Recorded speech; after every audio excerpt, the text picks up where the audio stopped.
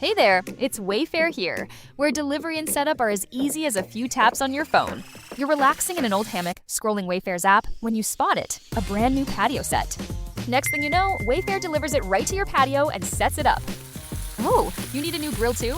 All right, Wayfair's got you covered. With Wayfair's Room of Choice delivery and fast expert setup on qualifying orders, life gets a little easier. Visit wayfair.com or the Wayfair app. Wayfair, every style, every home. History Teachers Talking podcast short lectures have now grown up and moved to their own channel. Don't forget to subscribe to our new podcast, History Shorts, wherever you're listening to this episode. Meanwhile, thanks for listening to History Teachers Talking, and here is your newest episode. This is Peter. And this is Tom. And you're listening to History Teachers Talking podcast. Now part of the Evergreen Podcast Network.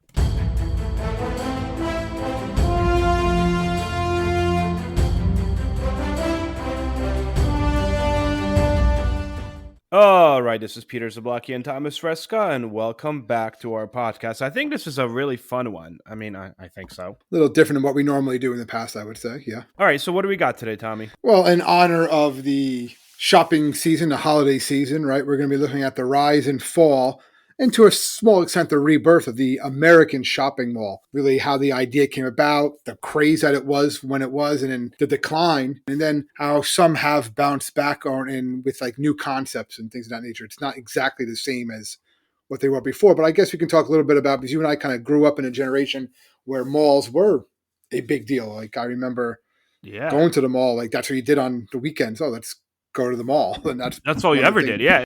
Life as a teen. Even as a preteen, if your parents dropped you off at the mall, it's like, we'll pick you up in 2 hours. It was like, yeah. You know what I mean? Like, freedom, you're at the mall. But some malls actually have outlawed that now. You have to be 18 or older or have an adult with you in order to be at the mall past a certain time. Really? I didn't know that. Yeah, Garden State Plaza in New Jersey did that. Did not which is know one of that. the biggest malls, yeah. Well, what brought us to this was actually Tom's wife said to us, why don't you guys do an episode on the American malls dying out? And I was like, what a great idea. So here we are. But the last enclosed mall, which is the definition of what we consider a mall, was built in 2006 in the United States. So 2007 marked the very first time since the 1950s that a new mall was not built anywhere in the United States. And you start looking at it, almost a quarter of all America's malls closed just between 2007 and 2009. It's not really looking that great going forward. How do we get here? We'll go kind of a backtrack, right? So you kind of gave like the end of the story there a little bit, Pete, before we gave with the beginning of the story. Well, it's just like a, But I know, you just started talking like a history teacher and got out of control, but it happens. All right. The first fully enclosed mall, and it makes sense that this shopping mall was where it was. It opened up in the suburbs outside of Minneapolis, Minnesota. Okay, so obviously it's going to have to be enclosed. Yes, a lot of the early shopping malls, even the ones in the early 50s, were more outside. What I mean by that, there was no roof.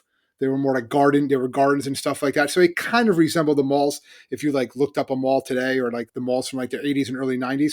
But the first one that really was fully enclosed was called the Southdale Center outside of Minneapolis, Minnesota. And it contained shops. It had a fountain. It had art installations, had a courtyard, and had a bird sanctuary. It was very popular, and it was like designed by someone by the name of Victor Gruen. And he was an architect known for designing boutiques and storefronts up to this point. People saw pictures of this. Again, there was no online. People saw pictures in magazines, maybe on newsreels, and people just went crazy. Like, oh my God, this looks amazing. They actually compared it to the other big craze at the time, which was Disneyland. And Walt Disney actually loved the work so much that he said that mall was inspiration for his next theme park at Disneyland, which was Epcot Center. These malls, they like influenced even Walt Disney, their design.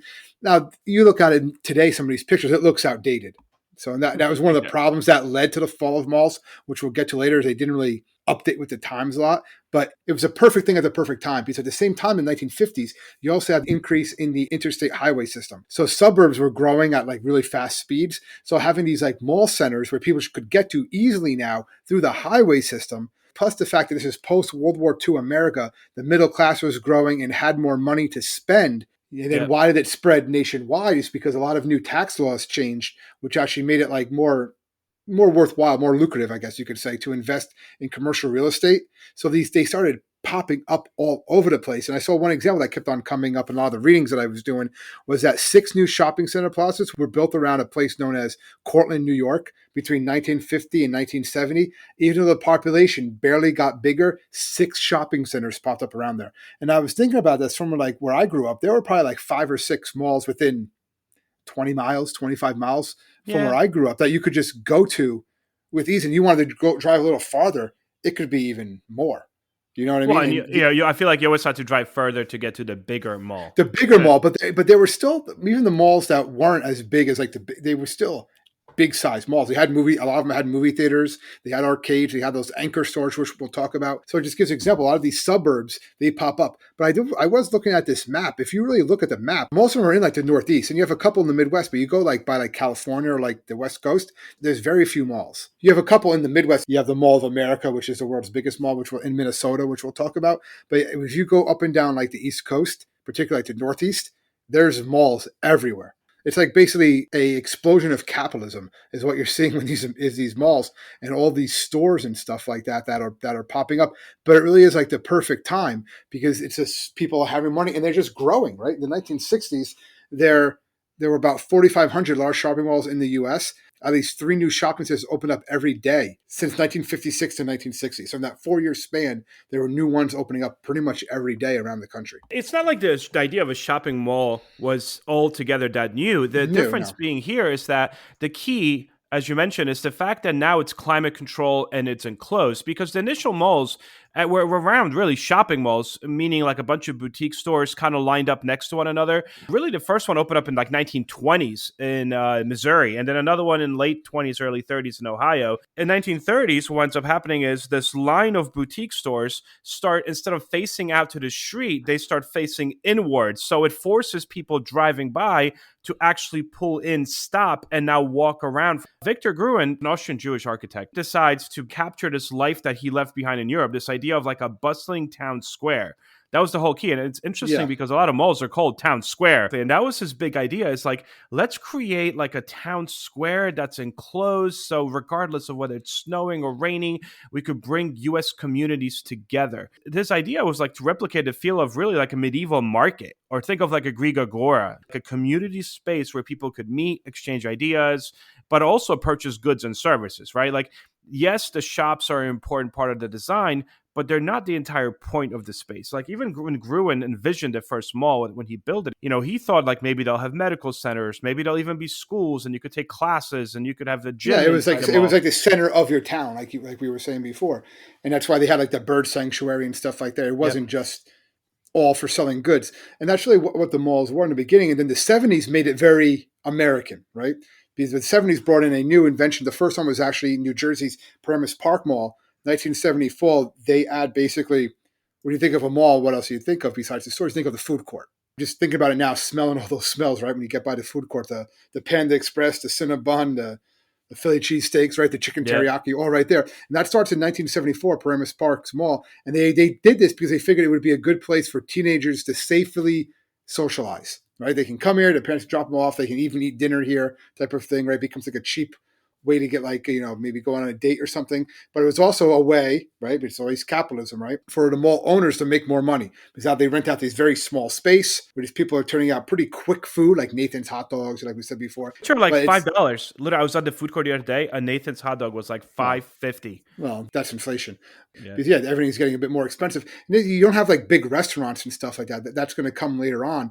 But yeah, you think of like some of those early 80s movies, like think about Fast Times at Richmond High, like where are all the kids working? They're working at the mall. So it also becomes a place for teenagers to go, not only to socialize, but also to make money themselves, getting these like after school or weekend jobs at these various malls throughout the country. Bringing that up, in 1978, Gruen actually has an interview where he's like, I do not like the modern direction of the malls. And even though he's like, he says, I'm often called the father of the shopping mall. I would like to take this opportunity in that 1978 interview to disclaim paternity once and for all. I refuse to pay alimony to those bastard developments that destroyed our cities. Like, this guy was intense about it. He says this because of the issue that he believed that the malls started attracting people, especially from the suburbs. If you live in the suburbs, 1950s, 60s, there's really not much to do for you as a teenager.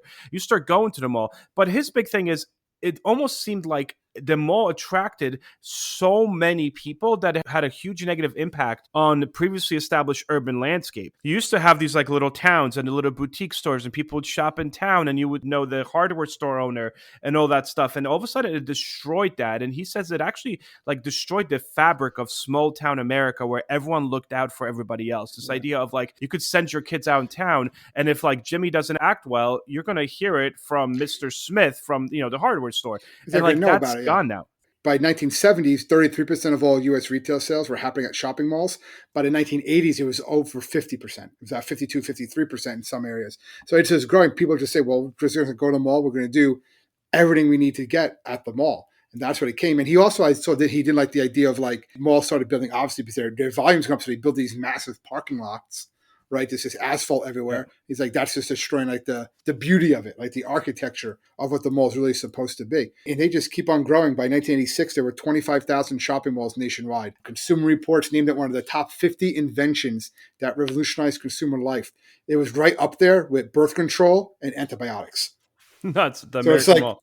It's things that changed people's lives: birth control, antibiotics, in the mall. Like, think about that for a second. But it really does make sense if you think of the height of these things. And listen, we were like young kids in the 1980s, but going to the mall was kind of like a big deal. Yes, I went when I was a teenager, but as a little kid, if your parents were bringing you there, it was a big deal. And you go back and look at some of the footage from like the 50s and 60s, people got like dressed up to go to the mall. Like, they were like suits. Yeah. It was a big day out, especially if you lived farther away from some of these malls. It would be a big deal. And Christmas time was a really big deal to go to the mall. Yeah, I mean, I think it still is to a certain extent. But we're talking about this idea of how it hurts the suburbs and how it kind of hurts the social fabric of what it means to be, in small town America. But it also really hurts cities as well, because as we know, the way that a mall was designed is you had these big department stores on each side. Yeah. And these stores were like what? Sears, Lord & Taylor, JCPenney, right. Macy's. You were definitely, their name brand, you're still aware of them now.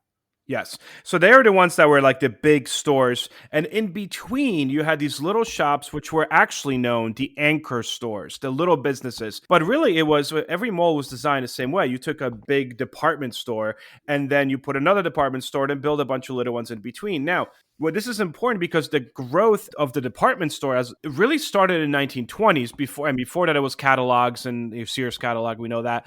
But by 1920s and 30s, these department stores that had pretty much like you went into the store and you could get everything from a fork to underwear to whatever you need.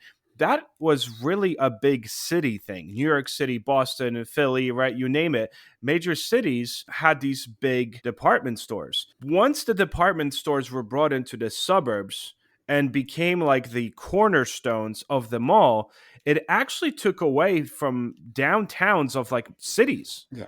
Well, people didn't need to go there. And those bigger stores. And it was safer. It was considered safer. It was safer, but also these big stores, they're going to be able to put a cheaper price. It's what we're going to see later on happens to these big department stores. They lose money to the Targets and the Walmarts because they can offer the goods at a cheaper price, and they have everything there as well, which is something that like Sears can't offer because they don't have like food, where the Target and Walmarts will have that.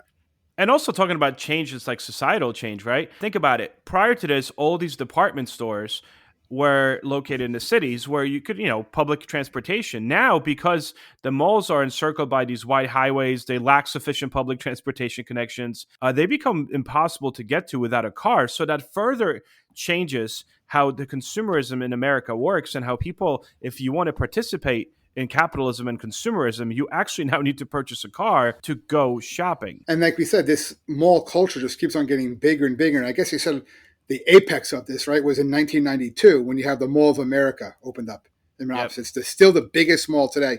It's a 5.6 million square foot mega mall.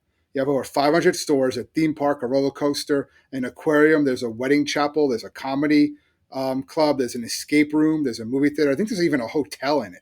I mean, I think, honestly, I think that is the epitome of exactly what he wanted from the shopping mall when he built him. Yeah, because you never have to leave. Rick Negron wanted this like community town square. I mean, that's kind of the epitome of that. Yeah, and this becomes a huge tourist attraction in Mall of America, which it still is today.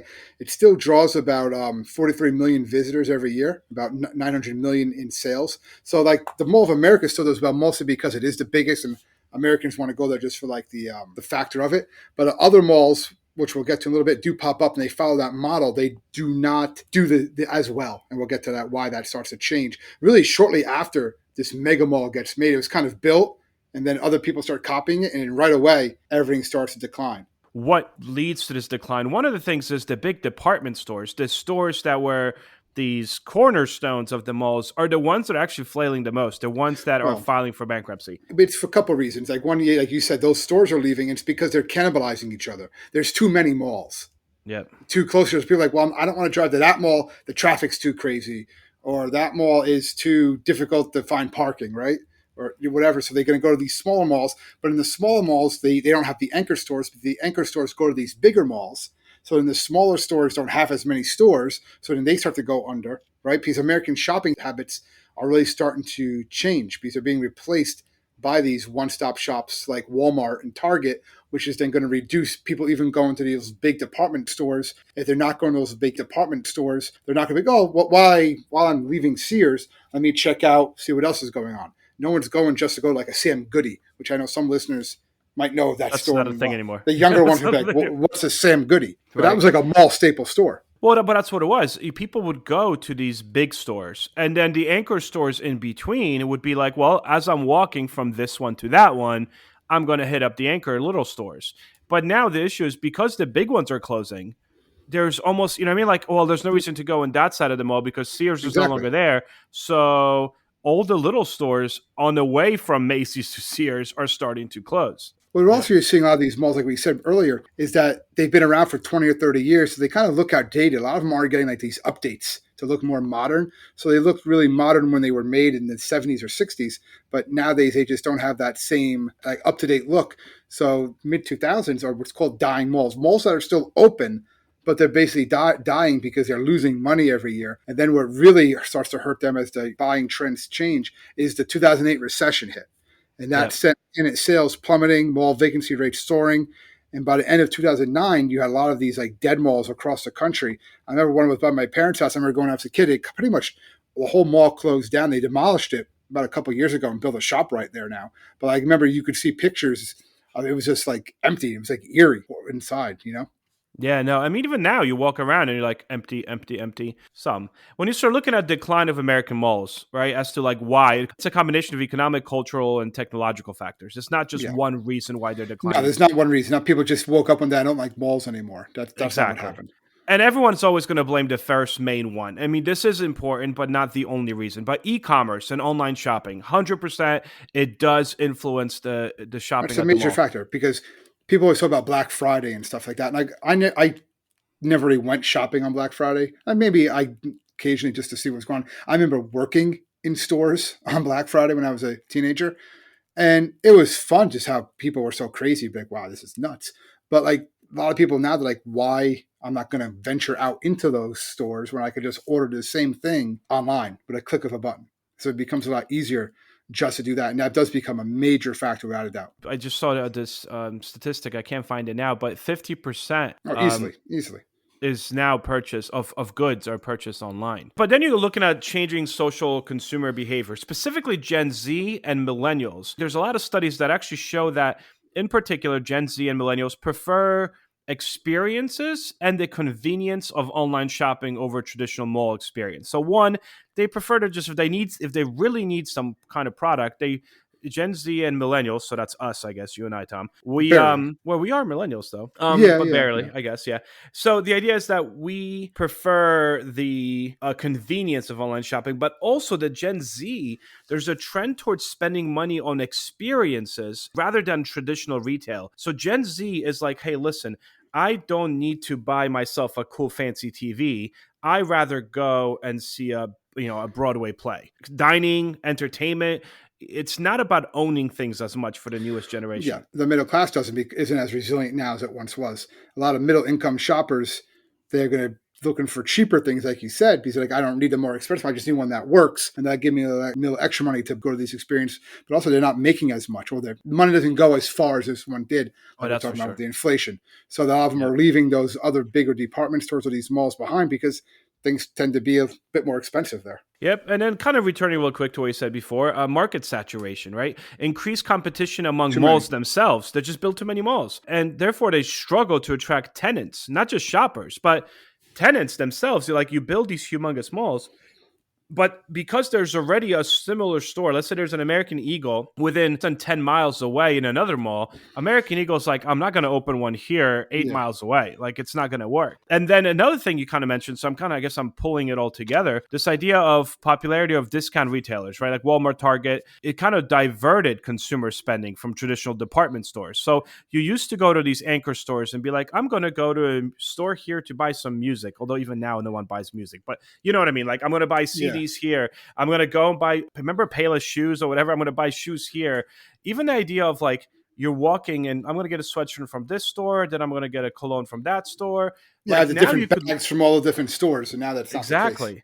No, now you go to Target and you're like, all right, I'm done. Like, I got everything I needed. And then something that I mentioned, the decline of major department store chains, Sears, JCPenney, it really resulted in anchor vacancies and decrease in just overall mall traffic. People are like, all right, it's not going to happen. Well, if they're not there, Um, they're not going to go to the store. Yeah, they're not going to go there as much because a lot of those smaller stores changed quite a bit too. Exactly. And talking about changes, going back to these new generations. So, I'm talking Gen Z and millennials, Gen X even.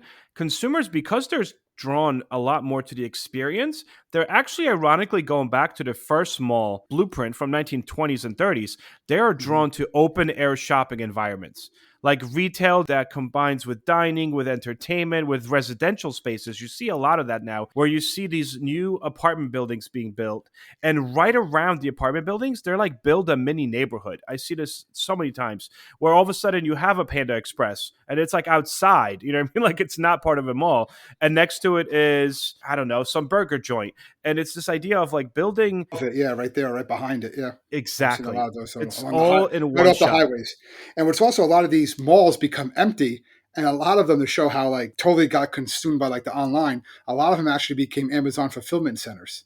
I These know. empty malls, I saw Amazon that. buys them and turns them into fulfillment centers. Some of the other ones turn into aquariums. A lot of them become escape rooms and haunted houses and stuff like that during certain parts of the year. So you do have those sorts of things, doctors' offices, and there was some attempts to bring them back. Like in 2019, they started being built much before this. If you live in New Jersey, you're probably aware of this. In East Rutherford, they had the Mall of America. It's the That was nation's being second built for how largest long? mall. Wait, when did they Years. start building I that? think they started building that right when the recession hit, like 2007. Like it was 2006, 7, yeah. It didn't open until 2019. I remember this mall is massive. It has its own water park, indoor ski hill, ice skating rink, Yeah. hundreds of rooms for stores. The problem was when it finally opened in 2019, and then 6 months later, COVID hits, the pandemic hits, and was forced to close its doors. So it's still open. For those who listen to podcasts, we live in New Jersey. I've never been there. I've seen I've it. never been there driven either. No. by it. I've known some people who go. I'm not trying to talk bad about the mall, but no one that I even know that has gone there has had a good experience there. Like it's just saying, like it's just expensive, very expensive. You have to pay just for parking. It's not easy to get in and out of. And one reason why it actually lost $60 million just in its first year of operating, and they actually missed their last debt payment. So it is cool. They have a cool like Nickelodeon water park and stuff there, and I've heard good things about that. But most of the stores are still empty there, from what I've heard. So what's going to happen to these malls? Like, I mean, we mentioned some ideas here, but I also saw that there's a lot outside malls now. There's not the There's a bit more traditional of mall that. anymore. Well, they still have those indoor malls, a few. Yeah, there's a lot more of those outside. That's ones that are popping up. A lot of the indoor malls that still survive, some of them did become popular, particularly after the pandemic, right? People wanted to go back to the mall Get out, again. It's yeah. kind of like that, like nostalgia. And the foot traffic has been increasing. They said last holiday season that they were returning to the malls really for bulk sales and stuff like that. A lot of people wanted that, like kind of like that experience, or they remember having it when they were a kid. And then now they're bringing their kids to kind of do that too. And there's not more events there. Like obviously we'll talk about it a little bit. We get to some fun facts about the malls, but like used to have like concerts and stuff there now. And obviously like the mall Santa and stuff like that is always popular around the holiday season. But the Simon Property Group, which is what most malls are probably owned by, they're the country's largest mall owner. They said that mall occupancy rates, right? So the people going to the Yep. mall and owning the mall actually has been increasing. It's not increasing a lot, 2 to 5%, but it is going up. So they say consumers are returning back, but they're probably never going to get to like The heyday. those those heydays of the early 90s. That's just not going to happen. There's just too many other ways consumers can spend their money now, and people are being more conservative with their money. But they do think that malls, Business Insider and all the other magazines that I looked at for this did say that like they might be struggling, but they still have a future. They're still part of the American culture, particularly in like the Northeast and like, by like the larger cities and some of the suburbs, if they're connected with the highway. It's still going to be a popular thing. It's still kind of like a place to go. You still see teenagers going there. So it's kind of like a rebirth of that to a certain degree, but not to that like huge level it was, because again, they do have movie theaters there now. You ever go to the big one in New York, the Palisades, they have pretty much everything there. They go there, one floor of just all restaurants and stuff like that. A lot of stores you maybe can't find other places. So it's more of those unique stores now. You still have the American Eagle and stuff like that, and those big time stores like JCPenney's and certain ones, but you have a lot more of these, like, I don't want to call them mom and pop, but I guess you almost have some of these like privately owned businesses you might not find anywhere else, but you're going to find in these malls because the prices are cheap enough for them to just open them there. Yeah, I mean, now you could have comic book stores. Nothing wrong with that. Again, prior to what we grew up with in the 90s, 80s, 90s, and early 2000s, there was anchor stores were all chain stores. And now there's actually like smaller one owner, one shop places. So I think, before we get into fun facts and finish this up, let's talk about some of the stores that are no longer around that used to be staples of the anchor stores in between. And looking at this, I found this website that has these, and I'm like, this is like nostalgia for me. But some of these I remember, like my wife when she was a teenager shopping, and some of them I remember, like Wet Seal was apparently like once trendy young women's clothes retailer. Oh yeah, right? Yeah, I remember that place. Closed completely in 2017. Right, only online now. So Sharper Image, which was a staple. It was a staple, right? Yeah, it was. I don't know anyone whoever bought anything there. No, you just hung out there and looked at all the cool stuff. Because you like go on the massage shows, all this stuff, but I don't know anyone who actually bought anything from Sharper Image. Well, guess what? It closed all its locations in 2008. Sorry. Sam Goody. Oh my goodness. We talked about, yeah. That was everywhere. Well, they said they filed for bankruptcy in 2006. A lot of the locations were bought up by FYE, which I guess still for your entertainment. They still have. Did they even sell CDs? But Sam Goody was basically just music. Yeah. Oh my goodness. Remember walking up to like, you could like pick up the headphones and listen to a song.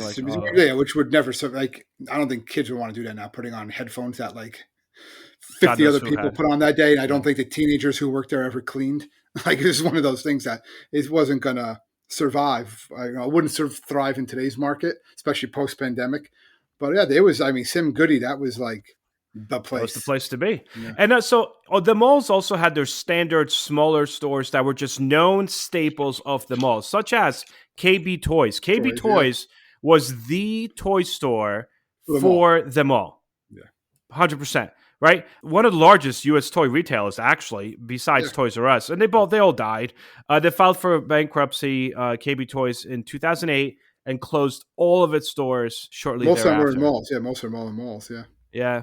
And then I don't remember this one. Do you remember Zany Brainy? I saw that on a couple of the lists. I think I kind of remember that. Yeah, never seen one or two of them. Yeah, another music, like those music and like TV, not even DVDs. Well, I guess they're on DVDs, but mostly VHS tapes, like Coconuts music. I remember seeing a lot of those. Yes. They said there is actually a couple that are still around. I remember one of the ones was, I didn't go, but one of the ones at Garden State Plaza at the time was actually having, what was her name? Jennifer Love Hewitt be there. That was like my biggest crush in high school. Oh, that's awkward, but okay. What do you mean awkward? Jennifer Love Hewitt? Oh my God, can't hardly wait. Dude. Yeah, but you can't be saying on it. This is like a family friendly podcast. So, so I couldn't crush on somebody when I was 16, 17? Come on. No, because you knew your wife then, so that's a little awkward. That is true, actually. So when she listens to this, that's going to make a problem. But yeah, anyway, that was like a big one. That went out. So yeah, a lot of those video stores, just like the Blockbuster, they just go away when like the streaming really starts. Walden Books. Yeah, I don't even understand how the bookstores today, like Barnes and Noble, stay open. To be honest, I don't know. Well, that's because they like restructured, and now they're all about showing covers, and they also sell Legos and board games and music. Like that's enough to stay afloat. But anyway, Walden Books is a bookstore, obviously. Yes, it was a branch. I think it was a branch of Borders, wasn't it? Yeah, there was a lot of them. I do remember. But that was like when you saw Walden Books, that was a mall type of bookstore, just like KB Toys was a mall type of toy store. Sports Authority was another one. You could go and get I remember going there all the time. And that's where I would go. Like the day after the Yankees won the World Series, I'm going to Sports Authority or Modell's and which are both closed down, just go and buy all my new World Series merch. Like that's what you did, Yeah. And now not going to happen. Another one that used to be a big anchor store, but also obviously had its own stores outside the mall was Radio Shack. Gone. Yeah, Radio Shack. The Wiz. The Wiz. Nobody beats the Wiz until everybody beat the Wiz. It's interesting when you watch like Stranger Things, like, when they're in the mall, season 3, right? And they walk through that mall. It's cool because they recreated so many stores that literally no longer exist. Yeah, and that's really what I wanted to talk about a little bit, like briefly, like instead of like some of the fun facts, really like things that like I guess we're going to sound really old here, but like younger kids are just never going to like appreciate as much about going to the mall. Like that was like a big deal. I remember just walking the mall, especially a new one, like wow, okay, like going to that map or trying to find the map and then figuring out where was the best place to go, like. And you have to remember, you couldn't take a picture of the map because you didn't have a cell phone. No, you didn't have cell phones. You guys kind of remember where to go. Then you kind of forget 30 seconds later. You just walk around anyway and go where you want to do. But it's just that and throwing making wishes in the penny fountain. Yeah, I did see one recently that still had that. No, there was no. Excuse me. No, we went to I forget what mall we went to. My wife had to get something somewhere. We only had this one store, and it said, "Please do not throw money into the fountain." Really? Yeah. So they actually had a big fountain. It was like a big like sphere, and now the water's coming at it, and it had a big sign. It's like, "Do not throw money into the fountain." Obviously, there were still people throwing money in the fountain. It's kind of what I remember in Willowbrook Mall. Remember there was like I used to always think there's so much money in that fountain when I was a younger kid. I'm like, like you just threw. And then usually that money was donated to like Make a Wish, some sort of March of Dimes, some sort of charity. But yeah, that's what you did. I remember going to malls as a kid. Oh, can I have some change to throw into the fountain and Make a Wish? That's what you did. It was kind of just like, it was fun. You would do that, and those little like kiddie rides everywhere. Like you had Knight Rider, Dukes of Hazzard car, Garfield. Yeah. You put like the quarter in, and you would just like move up and down for 2 minutes. But that was like, that was like going on a roller coaster back in the day. We should finish with this one. New Jersey, our home state, has more malls per square mile than any other U.S. state. Yeah, that's what I'm saying. That's why there was so many. Just where I grew up, I just remember going to so many malls. You could just drive to all these different malls all the time. Yeah, literally, the most out of every state. We have around 28 malls in the 7,354 square miles of land area. That is literally the most malls per square foot out of any state in America. Some are considered dead malls. There's actually like a website now, apparently, like dead malls, whatever you could go to, that like chronicles all the dead malls. But still, like we are the mall state. Let's put it that way. There you go. Change that to the license plate. Yeah. Anyway, it was a nice nostalgia trip to the U.S. Mall. Go find a mall, go shop instead of... Actually, really, you should go shop local. Just shop local. That's right. Boom. We're killing the malls, Tom. We're killing the malls. Thank you so much, guys, for listening. We really appreciate it. And make sure you guys reach out if you have any suggestions. We're always open to those. You can always find us at www.historyteacherstalkingpodcast.com. Make sure you click that subscribe button, like button, tell your friends about us. And that's pretty much it. That's all I got. So have an awesome week. We'll see you guys next week. Stay safe, everybody.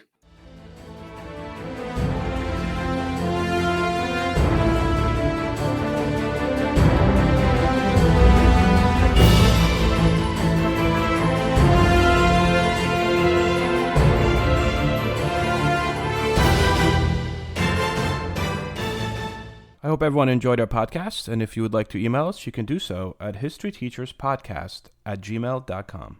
When I found out I was going to be a parent, I immediately felt a lot of anxiety and worry. So I went on to BetterHelp to try to look for a therapist to help me with that. My relationship with my family and with my boyfriend and with myself were suffering. I really needed help. I was ruminating a lot. Really getting those thoughts out to a therapist and getting feedback was just life-changing. Discover what BetterHelp Online Therapy can do for you. Visit BetterHelp.com today.